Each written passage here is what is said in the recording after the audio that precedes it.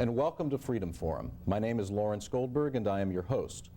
Eternal vigilance is the mother of freedom, and no sooner does one election end that preparations for another begin. In the election just passed, Libertarians surprised many people, probably themselves more than anyone, by gaining nearly 5% of the California electorate. That is about double what they did last June. Much to the credit of the Libertarian Party, which certainly has a long way to go. Thus far, 2 men have declared themselves candidates for the Libertarian nomination for President of the United States. One of those men is in studio with us today. Dick Boddie, welcome to Freedom Forum. Thank you, Lawrence. It's a pleasure to be here today. What is it like to be a candidate for President of the United States? Well, that's a state of mind. I don't see it to be anything different than my daily life. People have a tendency to make that somewhat different. I think projected in a broader scope, though, what it's like is similar to what I do for a living. I'm a professional speaker. I teach college part-time, so you get an opportunity to do that in front of the press and when they put the mic in your face. That's the major difference. Yeah, does it give you a feeling of destiny somehow, like you're a part of something large, you have a contribution that you want to make? Not at all. To me it doesn't. I think that's the reason I'm a libertarian. If I were into the destiny syndrome, I think I'd be playing the game with the Democrats and Republicans. A person mentioned to me a couple weeks ago, he said, Dick, we've got to be pragmatic. And one of the responses I said is, if I as a Afro-American man were pragmatic, I would not be a libertarian. Okay. Now, speaking of yourself as an Afro-American, now you're seeking the nomination of a party that does not go for affirmative action programs when mandated by government, is against minority set-asides for government contracting, against hiring quotas, many things that most African Americans seem to support. Mm-hmm. Now, are you selling out other African Americans, or are you doing exactly the opposite? Well, that's a good question, and it's a lot further, it's a lot deeper concept than we could deal with here, but just succinctly, anyone who is using their head, anyone who is not caught into the government system that gets paid or makes their living that way, knows that one of the greatest tyrannies of this past generation has been the tyranny of egalitarianism, and it manifests itself into things such as busing, and in this case affirmative action. I find affirmative action to be nothing more than American apartheid. What it does is places African American people or whatever ethnic group is decided as a specific class, and then says, we're not going to call it a quota, we're going to make it a quota. Let me give you a quick example. If the affirmative action were applied in the National Basketball Association, where there are 12 members on each team, that would mean you'd have 3 white guys on one team with 3 black guys, and then they'd have 3 females, and then you'd have 3 or 4 other people fighting, a lady in a wheelchair, a person who's blind, etc.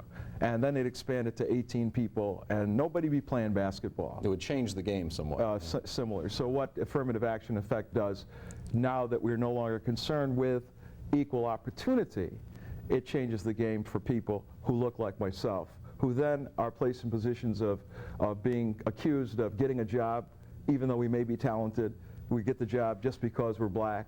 That absurdity is the thing that creates the problems that will come if the government doesn't get out of the lives of people. Government has one specific role, and that is to defend people, any color, when their rights are being violated. And quiet as it's kept, white males' rights are being violated today under the 14th Amendment of the Constitution. That's a very unique approach for most African Americans to take. But from going back to something you just said, it would seem that, and I'm talking now about what would happen when someone who is African American is put in a job, even though they may be talented for that job. Mm-hmm. You seem to be implying that affirmative action actually hurts. Indeed. The black community. Oh, sure it does, because what happens is, first of all, it was a game, the game that was played after the Civil Rights Act of 64 and 65.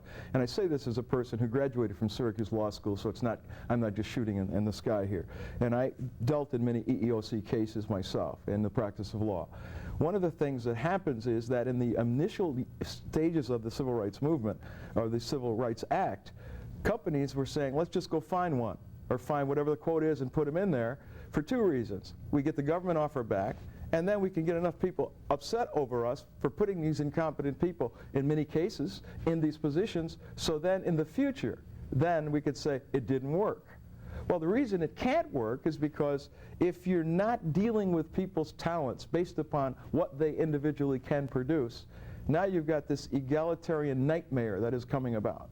And anyone who thinks clearly about it realizes that apartheid is merely a prerequisite to having different groups of people, as defined by government, to fight against each other, while the people in politics run off with the loot. It would seem that affirmative action policies, and certainly they have, in many cases caused resentment among other people who are not so favored. That's what I was implying. Yeah, and now that seems to actually be promoting racism. Exactly. As opposed to doing something to solve that problem. Exactly. I think the greatest example of that is if you look in the state of Louisiana, you had a guy named David Duke who was a populist, and he ran as a Republican, and he was elected, and then he ran again, which is the most recent thing, and got a vote total that no one would ever believe. Well, quiet as it's kept, I suspect that if I were a white male, I would have voted for David Duke. What happens, affirmative action places people such as myself in positions of being victimized in the future as a result of what government has done by calling a special class. And we're going to quotaize the special class, but we're not going to admit it. And basically, a lot of people are poverty pimps living off of that stuff, and I'm totally opposed to it. Yeah, it seems that would actually make it like if you get a job, and that would imply that you're not even qualified for it simply because you have that favoritism. It seems to inbreed exactly the type of thing that it was supposedly designed to prevent. Well, I think the real point is this. If one goes back and reads the 14th Amendment on their own, they can see that what affirmative action has evolved to be, equal results, is in total violation of the 14th Amendment of the Constitution. 14th Amendment says that the state shall not deprive a person of equal protection of the laws and grant due process, etc. What affirmative action is doing is violating the rights of white males. Now, I don't say this because I love white males or dislike white males. I don't even play that class game. However, there is a special class that should have been protected, and that is African descendants in America. But the nature of the 14th Amendment should have gone merely to equal opportunity. If we play this egalitarian game of equal results, we can give every black kid in the world who wants to be a Magic Johnson $84 trillion, and he won't be a Magic Johnson.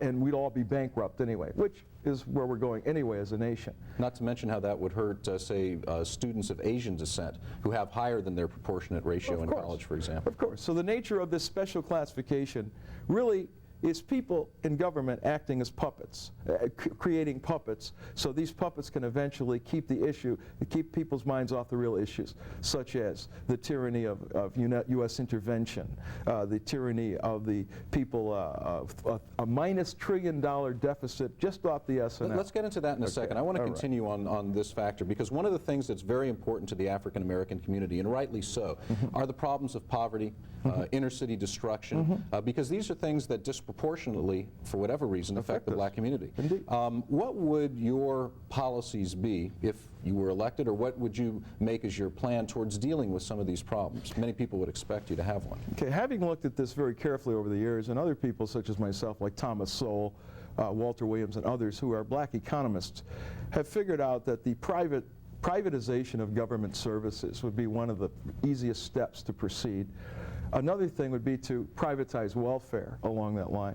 If welfare were not in the hands of government, just on an economic base, the people who are paying that money, and in this case involuntarily, are getting 75 cents in the administrative area and 25 cents to the recipient. The private institutions who are doing charity in this country in 1989, $100 billion, were giving a return to the recipient of about 90 cents on a dollar.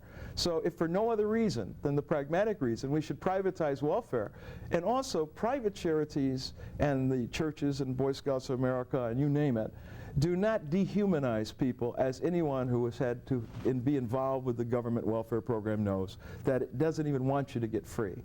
It is dehumanizing, and it creates many of the problems. Succinctly, government creates most of the problems that we as African descendants have been facing since slavery, including slavery. Okay, so in other words, your approach to dealing with the poverty problem is simply to let government get out of the way, stop trying to solve that problem, let people take responsibility. Right, because it's been proven that it doesn't work. See, I'm a pragmatist in that respect, not philosophically, but in that respect. If it doesn't work, don't do it. But there are a lot of people who make a lot of money by keeping the war on poverty going. Who are those? Those are generally people calling themselves Democrats. People generally calling themselves politicians, and the two together equal Democratic politicians. There are some people on the Republican side who also play that game. They're the tighten your belt party, while the Democrats are the Santa Claus party. So they make a lot of money on this whole welfare thing that you have really seen does not work. It seems that they derive a lot of their power from the altruistic idea, if you will, sure. of helping the poor. Sure. But in fact, in how many years has it been since we've had About 25. 25 years. Yes. What kind of results have we had? We have spent 10 times as much as we have ever considered we'd spend, and we still have people coming out of schools who are functional illiterate. We have people who cannot get work. We have affirmative action programs that do nothing to get people jobs, that do not protect people when their rights are being violated. Once again, government generally, if one is honest and is not living off of that, will realize that the government is the problem, not the solution. Okay. You make your, I'm just going to shift gears for a moment. right. You make your current living now as a professional speaker. That's one of the many things I've been known to do lately. And I see from your resume you've done so many different kinds of things. Do you feel that that's helped you in any particular way in terms of preparing you for the work that you're going to be doing now as a candidate? Sure, I think it absolutely helps me, because as a professional speaker, when I was asked to be the chief fundraiser and road manager for the 1984 presidential candidate, David Bergland, I was asked to do that because I had done an engagement up at the Universal Sheraton for the Libertarian Party's state convention, and I was the master of ceremonies, and they said, well, I guess this guy's pretty good, and he acts like he's a libertarian.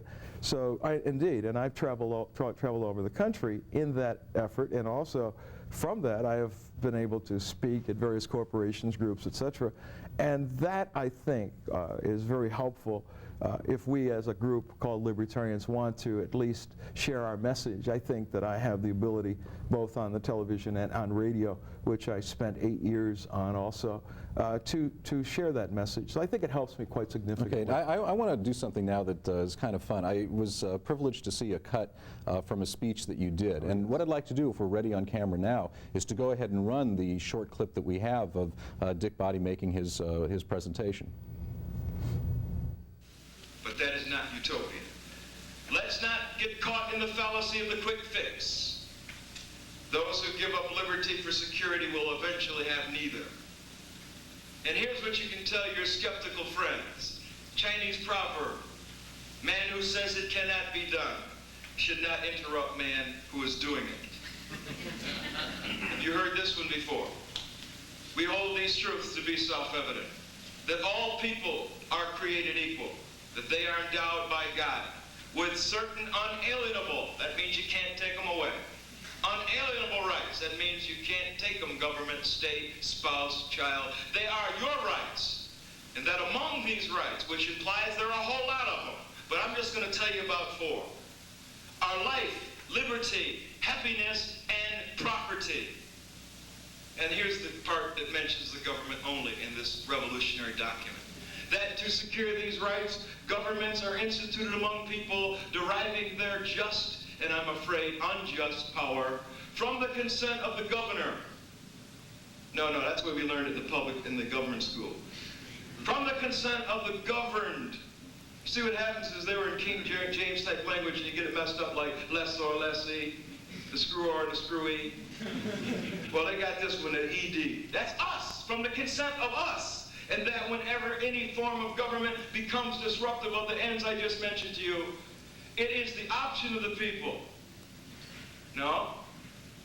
It is the desire of the people.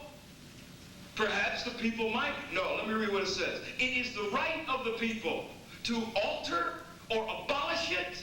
My God, I won't say that too loud because they'll just arrest the black people here. And institute new governments, therefore we're not anarchists.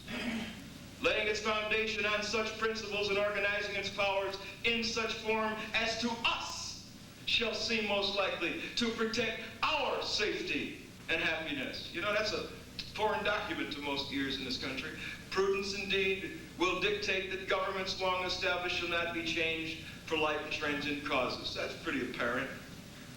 And accordingly, all experience has shown, and we're here, that people are more disposed to suffer while evils are sufferable than to right themselves by doing away with the form to which they're accustomed. Oh, it's a Democrat or I'm a Republican, or there's nothing you can do about it.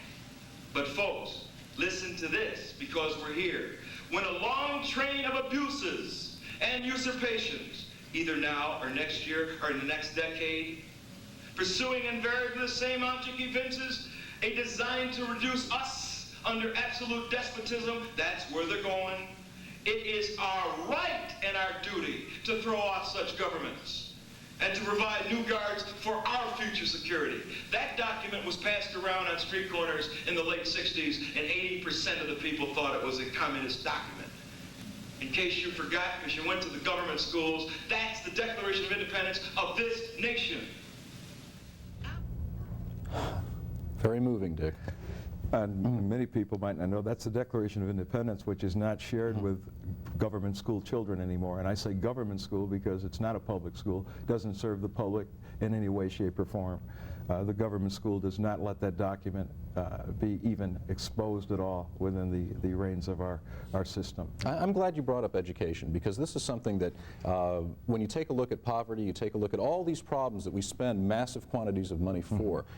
Many people say, well, the real problem is getting people educated so that they can take care of themselves. Now, you are involved with, or at least know about, a very interesting movement in education that might replace government schools. Why don't you tell us a little bit about that? First of all, I let people realize that we are opposed to taking money from people to force them to be indoctrinated. A friend of mine, Marshall Fritz, who is the founder of a group called the Advocates for Self-Government, has expanded the advocates to a new level now, and they're setting up what's called the one-room 21st century schoolhouse. And basically what it is the privatization of schools, whereby children will be working in groups of their own selection. You can have one person teaching many more children than they do now. Children can go to these private schools because they're set up to take care of minorities who may not can't afford it. The whole concept is simply that if you give rewards, and these kids will be using scholar dollars. It's a money system that is set up within the environment of that school, where they have to pay for their books, they have to pay for their seating, they have to pay for things, but they also get rewarded with scholar dollars when they produce. And those who do more should get more, and those who do less should get less. And that's what's happened in our government school. Those who do more get less, and those who do less get more. It's called egalitarianism. But the Marshall Fritz effort, and he didn't invent this himself. He got this from some scholars in England, and there are many places throughout the country that are doing this. His concept is if you can teach economics to kids and let them see that they can be rewarded for doing things properly, and let them join their own groups and function as they want freely, they're going to learn more, they're going to break down the doors to get in. And it's an incredible concept. Yeah, now one of the things about it that I thought was very interesting was that the cost for a year of schooling is approximately $1,500. $1,500, or he's got it broken down $150 a month. Okay. Now you figure that it's around $5,000 to $7,000 per school, depending upon whether it's New York City or LA or whether it's Sheboygan, Wisconsin. The average public school or government school cost to taxpayers, and the reason it costs so much is because it's to taxpayers, is around $5,000 per student. Well, in private schools across the board, it's around $1,500 to $2,000 per student. Once again, matter of straight up economics. If you want people to learn and you don't want to go bankrupt, it seems to me that the private school will do a much better job. Now that's a fascinating innovation. Is there anything that you would do if you were in a position of president to promote private schools, or is that something really? One thing I do immediately, I would do away with the Department of Education, because Reagan said he would. Department of Energy and Education, he came in saying, well, we're going to do away with those two places. And he didn't do anything except expand them. And the Department of Education has now expanded from a staff of, when Reagan came in, probably around 10,000 under Carter, to well over 6 figures. And they're basically the NEA type people who have evolved from various places to set national policy in education. I do away with the Department of Energy. I do away with the Department of Education. I do away with everything that does not have to do with defending people's rights when their rights are violated. That's the bottom line. I assume the DEA would also fall victim? Oh, all of them. All of them. Nature of all the alphabet agencies is that they do not do what they say they're doing. All they generally do is take money. And people who, let's look at it. If you get most people who are running for public office in a U.S. Senate seat, for instance, spending $5 to $10 million for a Senate seat to be paid a job that pays 90 grand, Who's kidding who? That job probably pays 20 to 30 million, and that's the reason they're spending 5 to 10 to get the job. So basically what we have is a whole egalitarian nightmare of the tyranny of the Beltway of DC that's doing very bad things to all of us, and a lot of people are beginning to understand that libertarians aren't as crazy as they used to think we were. And where would you say that we can make that kind of approach? As a libertarian, you admit that there is a problem in terms of communicating that we're not these kind of crazies. Right. How do you propose to bring that message across that we are Americans in the Jeffersonian sense of the word? By spending from this day on until the end of the election in 1992 as the presidential candidate for the Libertarian Party. That's how I plan to do it. Because as I sit with you and sit with others and talk to people who are listening and watching, and get on talk radio shows, which is my entire approach, is going to be a media approach of this level, at grassroots, to let people in public access know that there is an alternative. Khomeini took over Iran using audio cassettes. I hope to get the attention to libertarian ideas by using public access TV and talk radio shows, and stop fooling around with the 3 major Twiddledum, Tweedledee, and Tweedledummer. That's NBC, CBS, and ABC. Ted Turner has proven that you can use a free market approach to try to bust up some of that stuff. It's very evident in the last election, for example, the exposure that libertarians got on talk shows such as the Tom Leykis show or Joe Crummy show, Laura Kane, even Michael Jackson, certainly had an impact on the number of votes that the libertarians received. I would definitely agree. I was on WERE radio, Joel Rose in Cleveland, Ohio, back on the 3rd of July, 1990. And Joel Rose made a statement to me. He said, you know you don't have a chance to win, so why are you running? They always ask us this question. My response was, Joel, if all the people in this country who were upset with what the Democrats and Republicans have been doing to them for the past years were to vote for me, I'd win in a landslide. Dead silence on the air. Then he said, you know, I've been on the air 30 years throughout this country, and you know what? I believe that you're right. For the first time, I can say that you probably have a point there. Well, sure. So people are beginning to open their eyes and their It minds. exposes the fallacy of voting for the lesser of two evils. Right. It's really sending a real message. Yeah. Let's talk about your opponent for the nomination of the Libertarian Party, Andre Moreau. Now, he's been involved for a long time in libertarian politics. He was a legislator up in Alaska. And generally speaking, the views seem to be fairly similar between the two of you, but there's one issue that comes up that is an obvious divergence, and that is that the day after the election, Andre Moreau declared that he would be accepting matching funds to help fund his presidential campaign. Right. Now, I understand you have a different approach. Oh, my approach is simply to follow the lead of the people who preceded me in this quest. People who I respect, such as Ed Clark, David Berglund, Ron Paul, going way back to John Hospers, philosophy professor at USC. Simply, they said, we will not ever accept matching funds on principle, because why go to the trough of the stolen goods to now say it's okay because we want to get on national television? I think that's absurd. I think that the people are beginning to realize that the libertarian's position is a principle position, of which part of that principle has to do with we're not taking matching funds. 18 years now. Now, perhaps in 10 generations from now we may do that, but I don't think it's time. People are beginning to come and listen to our message without us having the misfortune of having the press come in and say, oh, well, Mr. Boddie, you guys are taking matching funds now, which diverts the entire issue. It's like Ron Paul was opposed to abortion. And instead of talking to him as the presidential candidate in '88 regarding libertarian positions, they wanted to deal with the abortion thing.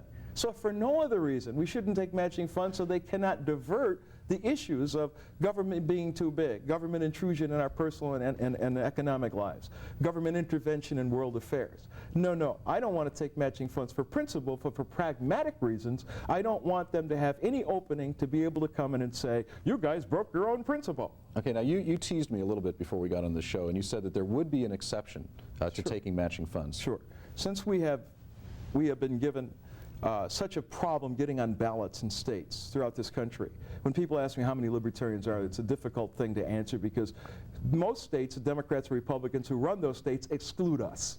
So we have to go to court. We have spent probably $1 billion since 1972 just on ballot access.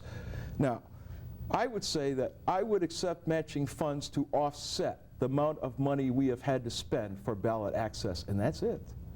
Okay, what if someone were to, say, accept matching funds and start giving it back to the taxpayers dollar by dollar? I mean, you're a taxpayer, here's a dollar. I would do it a little differently. I would do two things. I would first take all the money we took and go to the Treasury Department, stand on the steps and give it back to the Treasury Department. Have the cameras there and say, here it is. And then if they didn't want to, walk away in cash. Or if people understand economics and inflation, where it's merely dollars chasing goods and services, I would take all of those dollar bills that we could get for matching funds, take a barge 10 miles offshore out into the Pacific Ocean, make sure the cameras can, and burn that stuff and reduce the inflation. That's what I do, but I wouldn't hand it back one at a time. That would certainly get you some headlines. You got that right, and that's what we need. We want people to at least understand that there is a choice between the two evils. People go through this junk about the lesser of two evils. I say, friends, the lesser of two evils is what? Evil. Exactly. We've got about a minute left, Dick. Why don't you sum up the salient points? If you have 1 minute to say exactly what you'd really want to hit first, why don't you go ahead and do that? I would say simply this: if people realize that there is an alternative to Tweedledum and Tweedledee, and that the libertarian position is based upon two basic moral tenets. First, do all you agree to do. That's the basis of our common law, our civil law. And the second is, do not encroach on other people or other people's property. It seems like athletes are messing over the first one and government's messing over the second one. Basically, libertarianism said, I have the right to do whatever I want, so long as what I do does not infringe on you or anybody else's rights. And you would, in essence, take that to every single sphere. Always. Totally. Spiritually, empirically, any way you can do it. Okay, I think we have just a couple of seconds more. Very briefly, state your position on the Gulf crisis, if you can, in 30 seconds. The United States foreign policy has been a bilateral foreign policy, which means that we're just going to intervene in the affairs of other nations since around 1945. The United States should get out of the affairs of other nations. The United States should not be in Saudi Arabia.